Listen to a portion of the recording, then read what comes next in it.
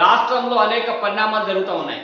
Congress party, BJP, BRS అంటే త్రికోణంలో త్రిముఖ పోటీ రాష్ట్రంలో జరిగేటువంటి అవకాశాలు స్పష్టంగా ఉన్నాయి. మరి ఒకరిపైన ఒకరు ఆరోపణలు చేస్తున్నటువంటి సందర్భంలో చూస్తే మనం బీజేపీ బీఆర్ఎస్ అవకాశాలున్నాయా, బీఆర్ఎస్ కాంగ్రెస్ కలిసే అంటే బీఆర్ఎస్ కాంగ్రెస్ ఏమో బీఆర్ఎస్ బీజేపీ కలుస్తుంది అంటుంది, కాంగ్రెస్ కలుస్తుంది అంటుంది. అంటే ఏ రకంగా ఈ పరిణామాలు జరిగేటువంటి అవకాశాలు లేవు? ఇప్పుడు రాజకీయాల్లో నిజంగా ఏదైనా జరగవచ్చు అనడానికి అవకాశం అయితే ఉంది. అఖిలమూర్తి గారు అన్నట్టు ఇప్పుడు మన ఎవరు రేవంత్ రెడ్డి అన్న దాంట్లో వాస్తవం ఎంత ఉన్నదనేది ప్రజలు చర్చించుకుంటున్నారు నిజంగానే. ఎందుకంటే ఆయన అంత పెద్ద అంటే పదవిలో ఒక రాష్ట్రానికి అధ్యక్షుడిగా ఉన్న వ్యక్తి ఆ పేర్లు తీసుకొని మరీ చెప్పిండు, మురళీధరరావు గారి గురించి అన్నారు అని చెప్పేసి అన్నాడు అంటే మరి అది డెఫినెట్ గా ప్రజలు కొంతవరకు అయితే నమ్మడానికి ఆధారం ఉంది. మరి అది బీజేపీ ఆలోచించుకోవాలి. ఇంకొకటి కృష్ణమూర్తి గారు అన్నట్టు ఇటు కవిత విషయం కూడా అక్కడ సీరియస్ గా ఉంది. ఈ కవిత విషయం అయితే అసలు తెలంగాణ మొత్తం ఇట్లా అట్టుడికి పోయింది. ఆమెను ఎప్పుడు అరెస్ట్ చేస్తారా అని చెప్పేసి. కానీ బీజేపీకి వాళ్ళ స్ట్రాటజీ వాళ్ళకు ఉంటది, ఆమెను అరెస్ట్ చేస్తారా ఏం చేస్తారా అన్నది అది తర్వాత విషయం. కానీ ఇప్పుడు ఇది మాత్రం పెద్ద డ్యామేజ్ అయ్యే వార్తనే ఇది బీజేపీకి. ఎందుకంటే మళ్ళా బీఆర్ఎస్ బీజేపీ కలిసింది అంటే మాత్రం డెఫినెట్ గా కాంగ్రెస్ ఇక్కడ విన్ అవ్వడానికి ఆస్కారం ఉంది. సో మరి ఇది పార్టీ పెద్దలకు తెలిసి లాంటివి బయటకు వస్తున్నాయా తెలియక బయటకు వస్తున్నాయా తెలియదు. కానీ నా విశ్లేషణ ప్రకారం, నా అనాలిసిస్ ప్రకారం ఏంటంటే బీఆర్ఎస్ బీజేపీ కలిస్తే మాత్రం ప్రజలకి ఒక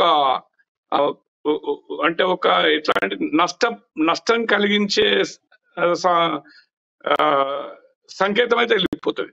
సో మరి వాళ్ళు ఆలోచించుకోవాల్సిన అవసరం ఇప్పుడు వాళ్ళ చేతిలో ఉంది. ఇది ఇట్లాంటి మంచి పరిణామాలు అయితే కావు. ఎందుకంటే పెద్ద పెద్ద లీడర్ ఇట్లాంటి మాట్లాడడం ఎంతవరకు సమంజసం అన్నది అది వాళ్ళు ఆ పార్టీకి అంతర్గతమైన విషయం.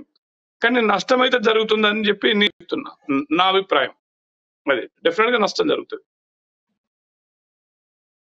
ఒక టైప్ ఆఫ్ మీడియా అనగదొక్కడానికి ప్రయత్నం చేస్తా ఉంది, తప్పుడు రాస్తా ఉన్నారు అని చెప్పి బీజేపీ నాయకులు అంటా ఉన్నారు.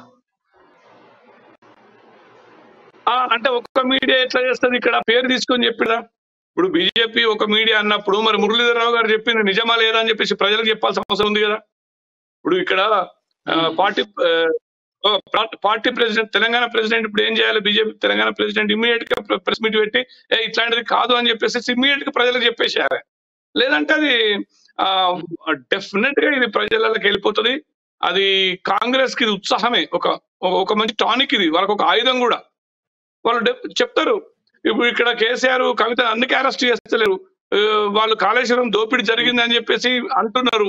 ఇటేమో బండి సంజయ్ గారేమో వీళ్ళని జైలు వేస్తా అంటున్నాడు, మరి మురళీధరరావు గారేమో వీళ్ళు కలిసిపోతా అంటున్నారు. అరే అమ్మ ఈ బాధ ఏంద్రాబాయ్, మనం వీళ్ళతో పోయే కంటే సపరేట్ కాంగ్రెస్ కి గుద్దేసేస్తే అయిపోద్ది కదా, మనం గెలిపిద్దామని సంకేతాలు వెళ్ళిపోతాయి కదా పల్లెలలో. ఇప్పుడు సిటీలు అంటే ఏమనుకోవచ్చు, పల్లెటూళ్ళల్లో రైతులకు కూడా అదే వచ్చేస్తుంది.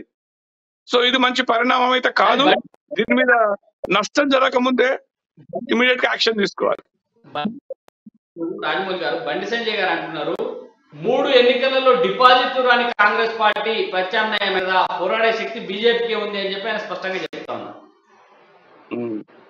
అది ఎప్పుడు అట్లా అంత తక్కువ అంచనా వేయద్దన్న మనము పార్టీని.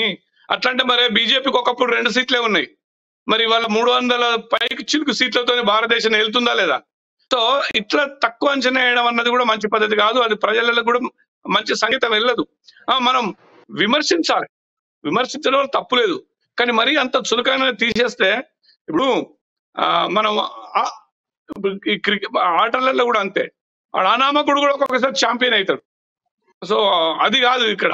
అందులో ఇది ప్రజాస్వామ్యం, ప్రజలు ఎటు ఓట్లు వేస్తే వాళ్ళు గెలుస్తారు, ఎవరు మంచిగా చేస్తే వాళ్ళకేస్తారు. సో మనం ఏదన్నా ప్రజలకు చెప్పాలనుకున్నప్పుడు కొంచెం చూసి వ్యవహరిస్తే